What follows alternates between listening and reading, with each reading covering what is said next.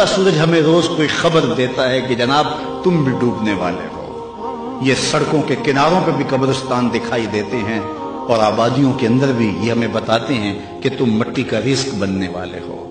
یہ بڑھاپا، یہ جو ہے وہ ڈھلتی جوانی، حضرت یعقوب علیہ السلام نے اسرائیل سے وعدہ لیا تھا کہ میری روح قبض کرنے کے لیے اچانک نہیں آنا، پہلے کوئی قاصد بھیج دینا تاکہ میں موت کی تیاری کر لوں۔ حضرت اسرائیل نے وعدہ کر دیا کہ میں آپ کو پہلے ضرور بتاؤں گا۔ ایک عرصہ گزرا تو حضرت اسرائیل حاضر خدمت ہوئے، پوچھا کدھر آئے ہو؟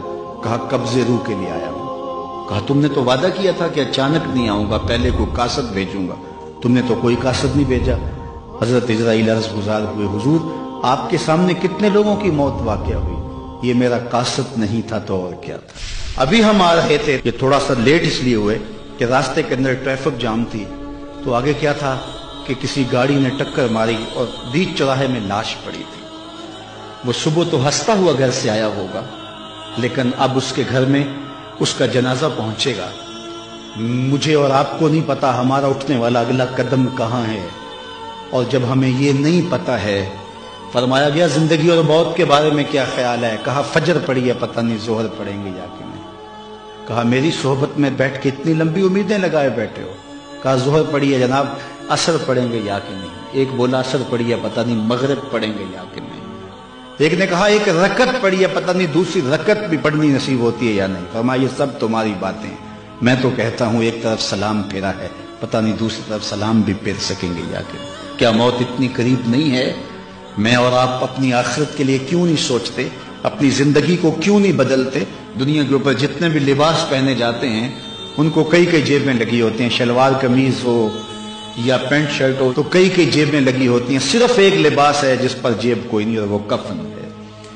یہ بغیر جیب کے لباس اس لیے کہ یہاں سے کوئی ساتھ لے کر نہیں جانا، صرف عمل ساتھ لے کر کے جانے۔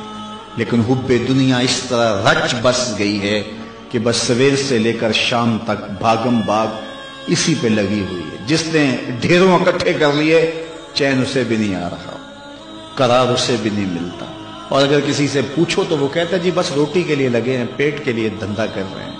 پیٹ تو 2 روٹیاں صبح مانگتا ہے، 2 شام کو مانگتا ہے، چلو 2 دوپہر کو بھی دے دیں اس کو۔ یہ اتنا کچھ کیوں ہو رہا ہے؟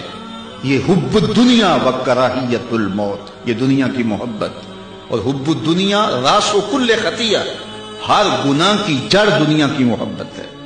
تھوڑا سا وقت ہے، اس وقت کی حفاظت کیجئے، اس کو یاد الہی میں گزاریے۔ آج موقع ہے، توبہ کا دروازہ کھلا ہے، کل یہ دروازہ بند ہو جائے گا۔ اس وقت کے پچھتاوے سے کوئی فائدہ نہیں ہوگا۔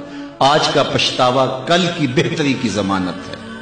وقت پر کافی ہے قطرہ بھی آب خوش ہنگام کا، جل گیا جب کھیت برسا می تو پھر کس کام کا۔ آج موقع ہے، روز ایسے وقت نہیں آتے ہیں، آج وقت ہے، آج توبہ کا در کھلا ہے، آنا تو ہے ہی اس کی چوکھٹ پہ۔ پھر جو لوگ اٹھا کے لے کے آئیں گے، اچھا نہیں ہے کہ خود چل کے جائیں، پھر جو لوگ کندھوں پہ اٹھا کے لے کے جائیں گے، کل جو کفن میں منہ چھپا چھپا کے جاتے پھریں گے، اس کی رحمتیں آواز دیتی ہیں کھلے منہ آ جا، میری رحمتیں تیرا استقبال کریں گے۔